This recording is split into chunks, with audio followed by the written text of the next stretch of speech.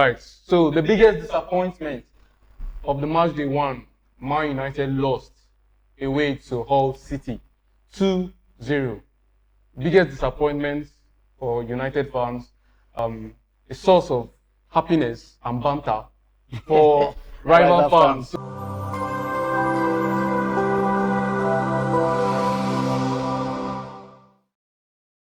So, Bob, what do you think about the game? Okay, I'll term this a disaster class because I think Manchester United losing 2-0 to a newly promoted Hull City side. I'm not sure this is even the best Hull City side because I think the transfer window is still open, so there might still be some additions ahead because they looked very well organized. They looked like a well drilled team. The sat back had their chances, took it, and I think it's more of questions need to be asked about this Manchester United team. I don't know, where do they go from here? Is it the team that is the team like on paper, the team on paper the team looks very good. On paper, they could beat anybody on their day, but it's different when you're on the field now. It's a whole different thing. So I think there's much to worry about in this Manchester United squad. I just hope they can really fix this on before the window closes. Well, he has addressed the team, like the players. Now, you have something. Definitely. As a United fan, I should have something to say about Manchester United. But first, kudos should be given to the Hull City side and how they came out to execute the game plan that they already prepared. Because if you follow the game very well, you could see if there was anything that was supposed to get that win that day, it was Hull City. They came out prepared. They came out with aggressiveness. They came out with intensity. They came out with hunger. They came out like they have these points to prove to the big boys of the Premier League that we are not just really this walkover team that you think every match weekend you're playing Hull City, you just want to get the 3 points off us and we'll continue our struggles. No, they came out prepared, showing United and the Premier League at large that don't take us for granted. We are the underdogs, but along the line, they are now becoming that team that is not.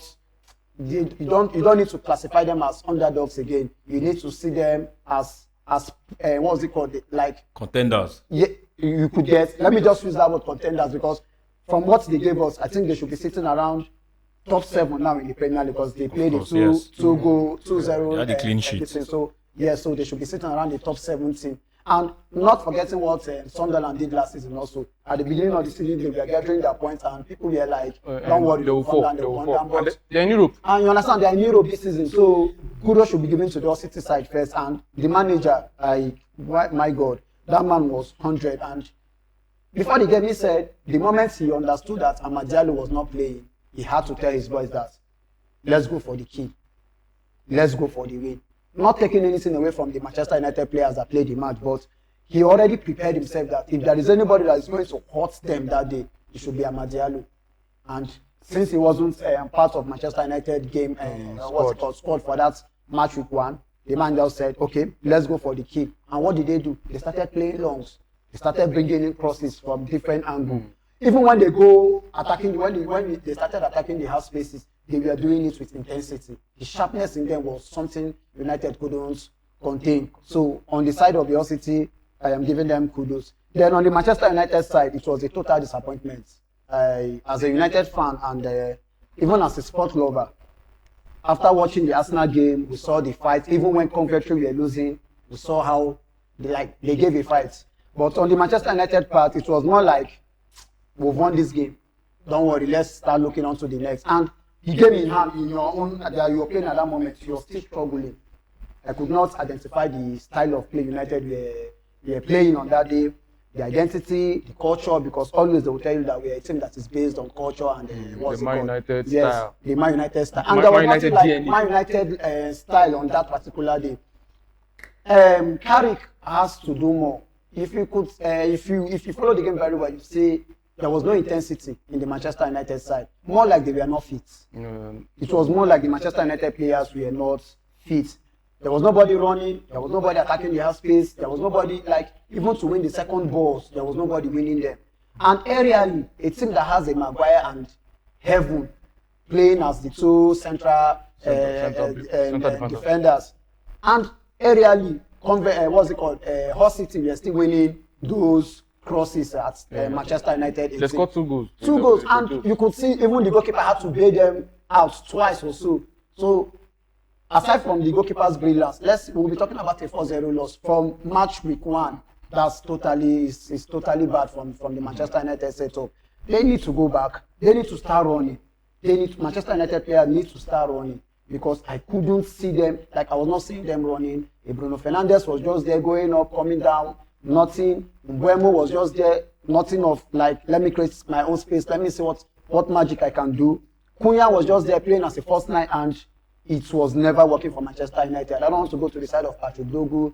I don't want to go to the side of Luke Shaw. Even the Heaven himself, they were totally not themselves. Mazraoui, I think whatever thing Dalot has to give to Manchester United, they should continue with Dalot that way.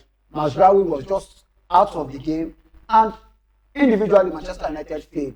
And once they failed individually, they could never work collectively as a team. So Carrick needs to go back, check what went wrong at that particular game. Yes, it's just match week 1, and things like this can just happen on that particular game, but they need to start fixing them now. Otherwise, it will be too late. Not about signing 200 players, not about bringing in Baleba, not about... I saw somewhere where Manchester United they are now telling Lisandro Martinez, it is now or never. If you cannot stay fit, we will not activate the 1-year option that is left on your contract. Meaning, he will start forcing Manchester United to sell him. Do you get? And he is Manchester United best defender. And if your best defender cannot stay fit for at least 6 months or 5 months of the season, then you don't have that defense already. So they need to start fixing those areas. Who is due to leave? Let the player go. Who wants to come? In fact, if it takes you 500 million to get a complete squad again, they should go for it. So Manchester United was a disappointment for match week 1 for me. All right, disappointment for United fans. They will be hoping that Carrick and the players take matters into hands and turn the storm away as quickly as possible in their next match.